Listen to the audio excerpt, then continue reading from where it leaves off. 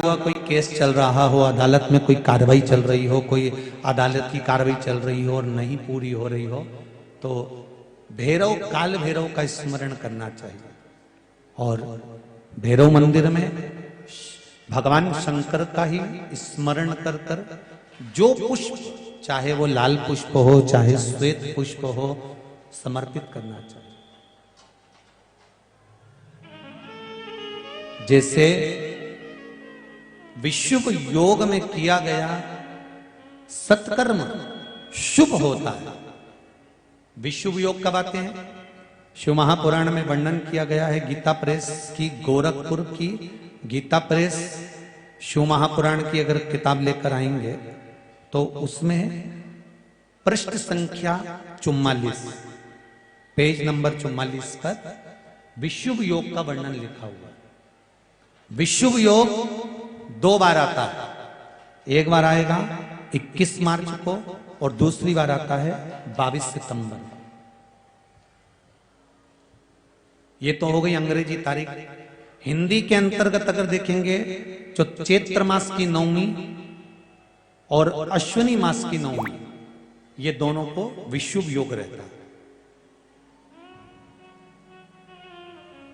जिस नारी को 14 साल, 15 साल, 20 साल संतान नहीं हुई हो, 18 साल हो गए हो, 12 साल हो गए हो, 10 साल हो गए हो, संतान अगर गोदी में नहीं है तो विशुभ योग के अंतर्गत बेलपत्री के पेड़ के नीचे शंकर जी के शिवलिंग की पूजन कर कर, खीर बनाकर शंकर जी को भोग लगाकर, किसी ब्राह्मणी को उस बेलपत्री के पेड़ के नीचे भोजन कराकर, खीर खिलाकर, उन्हीं से थोड़ा सा खीर का प्रसाद मांगकर, उसी बेलपत्री के पेड़ के नीचे पति पत्नी अगर वो प्रसाद को पा लेते हैं तो उनका गर्व ठहर जाता है। ये विशुभ योग है।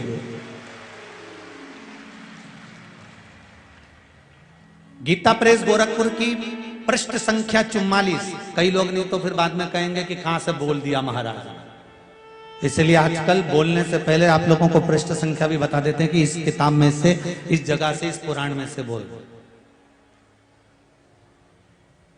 विशुभ योग 2 बार आता है। एक बार कब आएगा भैया? जम के बोलो जरा। आज कौन सा मार्च है? आज 13 मार्च है। अभी मार्च के महीने में आएगा। कितनी मार्च को? 21 मार्च को। और फिर आएगा 22 सितंबर। ये विशुभ योग मानना। विद्याध्ययन के लिए भी ये प्रबल होता है महाराज। जिसके शरीर में कहीं सफेद दाग पड़ गए हों या सफेद में कहीं शरीर में चर्म रोग हो गया हो, तो विशुभ योग के दिन का पूजन का भी प्रमाण वर्णन किया गया है। उसको करने के बाद 15 दिन के अंदर वो चमड़ी अपने असली रंग में आने लगती है। वो विशुभ योग के अंतर्गत होता है।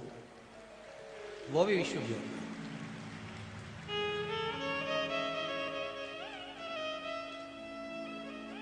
21 मार्च को आए।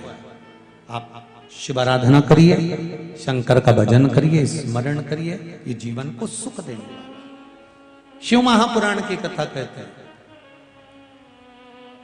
अगर थोड़ा सा जीवन में दुख आ रहा है, थोड़ा सा जीवन में कष्ट आ रहा है, तो उस कष्ट को ये ना सोचें कि कष्ट बड़ा विकट है। नहीं नहीं, शिव है हमारे साथ में। भगवान शंकर की वो कहते हैं ना कि एक राजा के यहाँ एक बगीचा था। उस बगीचे में एक माली काम किया करता